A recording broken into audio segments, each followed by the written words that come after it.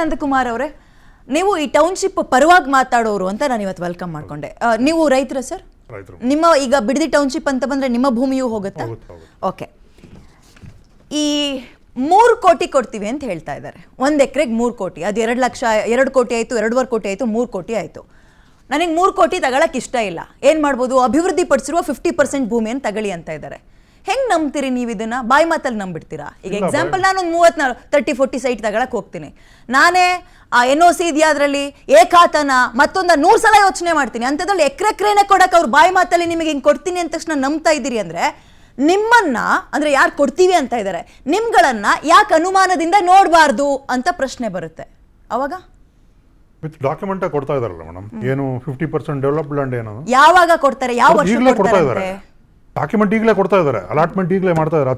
ಇಷ್ಟು ಅಡಿ ಇಷ್ಟು ಎಕರೆಗೆ ಇಷ್ಟು ಅಡಿ ಕೊಡ್ತಾ ಇದೀವಿ ಅಂತ ಈಗಾಗಲೇ ಕೊಡ್ತಾ ಇದಾರಲ್ಲ, ಡಾಕ್ಯುಮೆಂಟ್ ಕೊಡ್ತಾ ಇದ್ದಾರೆ. ಪೊಸಿಷನ್ ತೋರಿಸ್ತಾ ಇಲ್ಲ, ಅದನ್ನ ಒಪ್ಕೊಂತೀವಿ. ಇಲ್ಲಿ ಯೋಜನೆ ಏನಾಯ್ತಂದ್ರೆ 20 ವರ್ಷದಿಂದ ಕುಮಾರಸ್ವಾಮಿ ಅವರು ಟೌನ್ಶಿಪ್ ಮಾಡಕ್ ಹೊರಟಾಗ ರೈತರು ಏನಕ್ಕೆ ವಿರೋಧ ಮಾಡಿದ್ರು ಅಂದ್ರೆ, ಊರನ್ನ ಎತ್ತುತ್ತೀವಿ ಅಂತ ಅಂದ್ರು. ಸ್ಲಮ್ ಆಗ್ಬಿಡುತ್ತೆ ನಿಮ್ ಊರುಗಳು ಮಧ್ಯದಲ್ಲಿದ್ರೆ, ನಿಮ್ ಊರನ್ನೆಲ್ಲ ಎತ್ತುತ್ತೀವಿ ಅಂತ ಅಂದ್ರು. ಅವಾಗ ರೈತರು ವಿರೋಧ ಮಾಡಿದ್ದು, ಊರ್ ಬಿಡಕ್ ಯಾರು ತಯಾರಿರಲಿಲ್ಲ ಜನ. ಆದ್ರೆ ಜೀರಾಮಯ್ಯನವರ ನೇತೃತ್ವದಲ್ಲಿ ದಳದವ್ರನ್ನೆಲ್ಲ ಕರೆಸಿ ಮಾತಾಡಿದಾಗ ದಳದ ರೈತರೆಲ್ಲ ಒಪ್ಕೊಂಡ್ರು. ಕಾಂಗ್ರೆಸ್ನವರು ಅವತ್ತು ವಿರೋಧ ಮಾಡಿದ್ರು. ಏನಕ್ಕೆ ವಿರೋಧ ಮಾಡಿದ್ರು ಅಂದ್ರೆ, ಊರ್ ಎತ್ತಬೇಡ್ರಿ ಅಂತ ವಿರೋಧ ಮಾಡಿದ್ರು. ಇವರು ಊರನ್ನ ಎತ್ಬಿಡ್ರಿ, ನಿಮ್ದೆಲ್ಲ ಸ್ಲಮ್ ಆಗ್ಬಿಡುತ್ರಿ, ಏನಿರ್ತಿಲಿ ನಾವು ಅದ್ ಮಾಡ್ತೀವಿ, ಆ ಕೆಲಸ ಕೊಡ್ತೀವಿ. ಅವ್ರು ಅವತ್ತು ಅದನ್ನೇ ಹೇಳಿದ್ದು, ಇವತ್ತು ಸರ್ಕಾರನೂ ಅದನ್ನ ಹೇಳ್ತಾ ಇರೋದು, ಅವತ್ತು ಸರ್ಕಾರನೂ ಅದನ್ನ ಹೇಳಿದ್ದು. ಅದಕ್ಕೆ ವಿರೋಧ ಮಾಡಿದ್ರು. ಊರುಗಳು ಸ್ಲಮ್ ಆದ್ರೆ ಇವತ್ತಿನ ಊರುಗಳು ಏನಾಗ್ತವೆ ಗೊತ್ತಿಲ್ಲ, ಇವತ್ತು ಸ್ಲಮ್ ಆಗ್ತವೆ. ಆದ್ರೆ ಸರ್ಕಾರ ಏನ್ ಹೇಳ್ತಿದೆ ಅಂದ್ರೆ, ಊರಿನ ಸುತ್ತ ರಿಂಗ್ ರೋಡ್ ಮಾಡ್ತೀವಿ ಅಂತ ಹೇಳ್ತಿದ್ದಾರೆ. ಊರಿಗೆ ಎಕ್ಸಿಟ್, ಊರು ಏನು ಹೊಸ ವೆಹಿಕಲ್ಗಳು ಯಾವ್ದು ಊರಿಗೆ ಬರ್ದೇ ಇದ್ದಂಗೆ ನೋಡ್ಕೊಂತೀವಿ. ನಿಮ್ಮ ಊರಲ್ಲಿ ಟ್ರಾಫಿಕ್ ಕಂಜೆಷನ್ ಆಗಲ್ಲ, ಆ ತರ ನೋಡ್ಕೊಂತೀವಿ. ಊರ್ ಸುತ್ತ ರಿಂಗ್ ರೋಡ್ ಮಾಡ್ತೀವಿ ಅಂತ ಹೇಳ್ತಿದ್ವಿ. ಬೆಂಗಳೂರಿನ ಟ್ರಾಫಿಕ್ ಅನ್ನ ತಗ್ಗಿಸೋಕೆನೆ, ಬೆಂಗಳೂರಿನ ಅಭಿವೃದ್ಧಿ ಮಾಡಕ್ಕೆ ಅಂತ ಬಿಡದಿ ಕಡೆಗೆ ಬರ್ತಾ ಇದಾರೆ. ನಿಮ್ಗೂ ಗೊತ್ತು. ನಿಮಗೆ ಏನ್ ನೀವು ಸದ್ಯ ಬೆಂಗಳೂರಲ್ಲಿ ಇದ್ದೀರಾ ಅಥವಾ ಬೆಂಗಳೂರಿನ ಟ್ರಾಫಿಕ್ ಬಗ್ಗೆ ನಿಮಗೆ ಪರಿಚಯ ಮಾಡ್ಕೊಡೋದೇ ಬೇಡ. 1.5 ಕೋಟಿಗೂ ಹೆಚ್ಚಿನ ಜನ ಬೆಂಗಳೂರಲ್ಲಿ ಇದ್ದಾರೆ ಅಂದ್ರೆ ಅಷ್ಟೇ ಸಂಖ್ಯೆಯಲ್ಲಿ ವೆಹಿಕಲ್ಗಳಿದಾವೆ. ಬಿಡದಿಗೆ ಅದು ಬರಲ್ಲ ಅನ್ನಕ್ಕೆ ಏನ್ ಗ್ಯಾರಂಟಿ? ಬರ್ದ್ ಕೊಡ್ತಾರ? ಅದಕ್ಕೇನಾದ್ರು ಡಾಕ್ಯುಮೆಂಟ್ ಮಾಡ್ಕೊಡ್ತಾರ? ಇಲ್ಲ ಮೇಡಮ್, ಅಲ್ಲಿ ಏನಾಗ್ತದೆ ಅಂದ್ರೆ PPP ಅಂತ ಮಾಡ್ತಾ ಇದಾರೆ. ಯಾರು ಅಲ್ಲಿ ಕೆಲಸ ಮಾಡ್ತಾರ ಅಲ್ಲೇ ಉಳ್ಕೊಬೇಕು.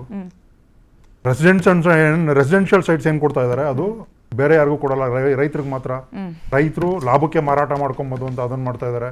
ಅವತ್ತು ಮಾರುಕಟ್ಟೆ ದರ ಜಾಸ್ತಿ ಆಗಿರುತ್ತೆ ಅಂತ. ಮತ್ತೆ ಯಾರಲ್ಲಿ ಕೆಲಸ ಮಾಡ್ತಾರೆ ಅವ್ರಿಗೆ ಅಲ್ಲೇ ಉಳ್ಕೊಳ್ಳೋದಕ್ಕೆ ಇದ್ ಮಾಡ್ತಾರೆ. ಇಂಡಸ್ಟ್ರಿ, ಪೊಲ್ಯೂಟೆಡ್ ಇಂಡಸ್ಟ್ರಿ ಯಾವುದು ಬರೋದಿಲ್ಲ ಅಲ್ಲಿ, ಎಲ್ಲವೂ ಕಮರ್ಷಿಯಲ್, AICT, ಎಲೆಕ್ಟ್ರಾನಿಕ್ ಸಿಟಿ ಆ ತರ ಆಗುತ್ತೆ. ಸೊ ರೈತರು ಭೂಮಿಯನ್ನ ಕೊಟ್ಟು ಯಾವ್ದಾದ್ರು ಫ್ಯಾಕ್ಟ್ರಿಯಲ್ಲಿ ಕೆಲಸ ಮಾಡಕ್ ರೆಡಿಯಾಗಿ ಇಲ್ಲ, ನಾವೇ ಫ್ಯಾಕ್ಟ್ರಿ ಓನರ್ಗಳಾಗ್ತೀವಿ. ಫ್ಯಾಕ್ಟ್ರಿ ಓನರ್ ನಮ್ಗೆ ಅನುಭವ ಇದೆ, ಯಾರು ಹೇಳಿ?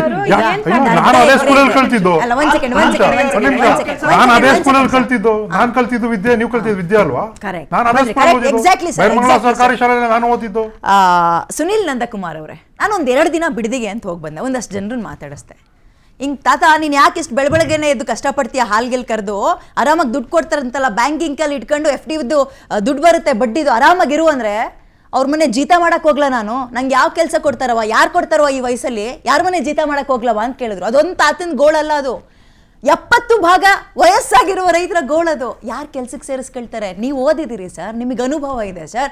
ನೀವು ಫ್ಯಾಕ್ಟ್ರಿಯಲ್ಲಿ ಕೆಲಸ ಮಾಡಲ್ಲ, ಫ್ಯಾಕ್ಟ್ರಿಗೆ ಓನರ್ ಆಗ್ತೀನಿ ಅಂತೀರಿ. ವೆರಿ ಗುಡ್, ನಮಗೆ ಖುಷಿ. ರೈತರು ಈ ರೀತಿಯ ಮಾತಾಡಿದ್ರೆ ನಮಗೆ ಖುಷಿ. ಉಳಿದಂತಹ ರೈತರ ಕತೆ ಆ್ಯಂಡ್ ಬಾಯಿ ಮಾತನ್ನ ನಂಬ್ತಾ ಇದ್ದೀರಾ ಅಂದಾಗ ಅಗೇನ್ ನಾನು ಪ್ರಶ್ನೆ ಕೇಳ್ತೀನಿ. ನಾನು ಭೂಮಿ ಕೊಡಲ್ಲ ಅಂದ ರೈತರನ್ನ ಅನುಮಾನದಿಂದ ನೋಡಿದ್ರು, ಇವರಿಗೆ ಯಾವುದೋ ಪಕ್ಷ ಎತ್ಕಡ್ತಾ ಇದೆ ಅಂತ ನೋಡಿದ್ರು. ಭೂಮಿ ಕೊಡ್ತೀನಿ ಅನ್ನೋ ರೈತರನ್ನು ಯಾಕೆ ಅನುಮಾನದಿಂದ ನೋಡಬಾರ್ದು? ಇವರಿಗೂ ಅದೇ ರೀತಿಯಾಗಿ ಯಾವುದೋ ಪಕ್ಷ ಮುಂದೆ ನಿಂತ್ಕೊಂಡು ಹೇಳಿಸ್ತಾ ಇದ್ದಾರೆ, ಯಾಕೆ ಅನ್ಕೋಬಾರ್ದು? ಅಲ್ಲಲ್ಲ, ಯಾಕೆ ಅನ್ಕೋಬಾರ್ದು ಅಂತ ಅನುಮಾನ ಬರುತ್ತಲ್ವಾ? ಆ ರೈತರನ್ನ ಅನುಮಾನದಿಂದ ನೋಡಿದಾಗ ಈ ರೈತರನ್ನು ನೋಡ್ಬೇಕಲ್ವಾ? ನಮ್ಮ ಜನರೇಷನ್ ಏನಾಗಿದೆ, 20 ವರ್ಷದಿಂದ ಒಂಥರ ನಮ್ಗೆ ಏನೋ ಮರಣ ಶಾಸನ ಬರ್ದಂಗೆ ಆಗಿದೆ. ನಮ್ಮ ಜನರೇಷನ್ ರೆಡ್ ಝೋನ್ ಮಾಡಿ ರೆಡ್ ಝೋನ್ ಕೈ ಬಿಡ್ಬೇಕಾಗಿತ್ತು. 2018ರಲ್ಲಿ ಕುಮಾರಣ್ಣ ನಮ್ಮ ಮುಖ್ಯಮಂತ್ರಿ ಆದ್ರಲ್ಲ, ನಾವು ಅದೇ ಪಕ್ಷ ಅವತ್ತೇ ಕೈ ಬಿಡ್ಬೇಕಾಯ್ತು ರೆಡ್ ಝೋನ್. ಓಕೆ. 2020ರಲ್ಲಿ ಎಚ್ ಸಿ ಬಾಲಕೃಷ್ಣ ಮತ್ತು ಅವತ್ತಿನ ಫರ್ಜಾನ್ ಸಿ ಎ ಲಿಂಗಪ್ಪ ಅವರು ಒಟ್ಟಿಗೆ ಮತ್ತೆ ಹೋಗಿದ್ರು ಮೇಡಮ್ ರೆಡ್ ಝೋನ್ ಕೈ ಬಿಡಿ ಅಂತ. ಆವಾಗ ಇದೇ ಕುಮಾರಸ್ವಾಮಿ ಮೇಡಮ್ ಅವರು ಅವರೇ, ವಿಷಯ ಅದಲ್ಲ. ಫರ್ಜಾನ್ ಅವರೇ, very simple. ಆಯ್ತು, okay, come on, ಫರ್ಜಾನ್. ಕಳಿಸ್ಬಿಟ್ಟಿದ್ದಾರೆ. ಹೌದು, ನಿಮ್ಗೆ ಬೇಕಾದಂಗೆ ನೀವು ನೋಟಿಫೈ ಈ ಮಾಡಿ ಬಿಡದಿ ಆಯ್ತು, ತಡೀರಿ. ಗೋವಿಂದರಾಜ್ ಅವರೇ, ಅವರಿಗೆ ನಾಚಿಕೆ ಆಗ್ಬೇಕು ಕಾಂಗ್ರೆಸ್ನವ್ರಿಗೆ ಅಂದ್ರೆ ಬಿಜೆಪಿ ಅವರು ಮೈಕ್ ಮುಂದೆ ಕುತ್ಕೊಂಡು ಮೈಕ್ ಆಫ್ ಆಗಿದೆ ಅನ್ಕೊಂಡು ನಾವು ಸಾಂಕೇತಿಕವಾಗಿ ಅಷ್ಟೇ ನಿಮ್ಗೂ ಆಗ್ಬೇಕು ಸರ್. ನೋಟಿಫಿಕೇಶನ್ ಒಂದ್ ನಿಮಿಷ One ಮೇಡಮ್, second, ಅಲ್ಲ one second. ನೋಟಿಫಿಕೇಶನ್ ಯಾರು ಮಾಡಿದ್ದು ಹೇಳ್ಬೇಕಲ್ವಾ ಅವರು? ತಡೀರಿ, ತಡೀರಿ, ನೋಟಿಫಿಕೇಶನ್ ಬಂದೆ. Question ಕೇಳಕ್ಕೆ I don't know. One second. Congress commercial ಇದು ಅಂತ ಹೇಳ್ಕೊಂಬಿಟ್ಟಾರೆ, ಯಾವ್ದು ಉಳಿದಿಲ್ಲ. ಅದೇ. ಬಟ್ಟ ಬಯಲಾಗಿದೆ, ಎಲ್ಲ ಬೆಚ್ಚಲಾಗಿದೆ ಪಕ್ಷ ಜನರ ಬರನೇ ಮುಂದೆ. ಅಲ್ಲ. ಮೈಕ್ ಸುಮ್ನೆ ಮಾತಾಡ್ತಾರೆ ಖಾಲಿ. ಮಾತಾಡ್ತೀರಾ ಮೈಕ್ ಅರೆ, ಅಂತರಾಳದ ನೀವು ಮೈಕ್ ಮುಂದೆ ಮಾತಾಡ್ತಾ ಇರೋದು ಫರ್ಜಾನ್ ಅರ್ಥ ಅವರೇ, ಮಾಡ್ಕೊಳ್ಳಿ. ಫರ್ಜಾನ್ ಅವರೇ, ಗೋವಿಂದರಾಜ್ ಅವರೇ, ಇದಕ್ಕೆ ನಿಮ್ಮ ಆಡಿಯೋ ಮ್ಯೂಟ್ ಆಗಿದೆ, ತಡೀರಿ ಸರ್. ತಡೀರಿ. ಗೋವಿಂದರಾಜ್ ಅವರೇ, one second. ಫರ್ಜಾನ್ ಅವರೇ